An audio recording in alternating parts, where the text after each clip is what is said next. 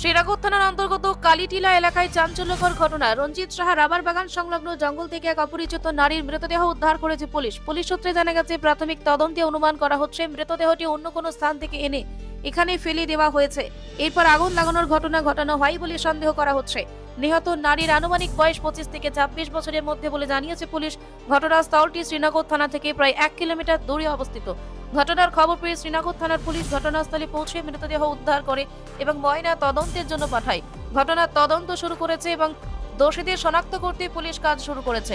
এই ঘটনাকে ঘিরে এলাকায় তীব্র চাঞ্চল্য সৃষ্টি হয়েছে। 5 তারিখ সকাল 7:41 আমার কাছে একটা ফোন যায়।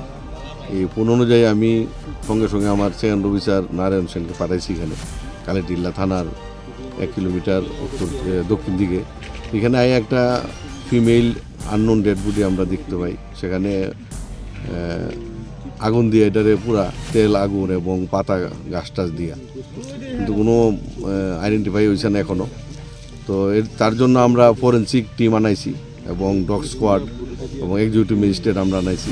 এছাড়া আমাদের সিনিয়র অফিসারও ভিজিট করছেন এখানে।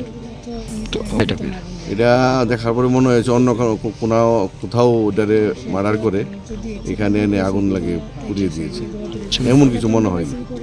এখন ফরেন্সিকের ব্যাপারটা দেখা বা আপনার পিএসএ তে মিসিং এরকম কিছু আছে? না, আমাদের থানাতে কোনো এমন মিসিং নাই, এটা কোনো কিছু নাই। বা খবর নেওয়া হয়েছে অন্য থানাতে? খবর নেওয়া হয়েছে।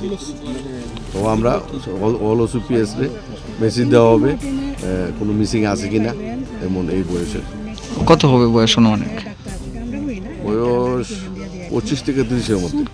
মহিলা মনে হইতে মহিলা হবে নাকি মেয়ে? মহিলা, শাখা টাকা আছে।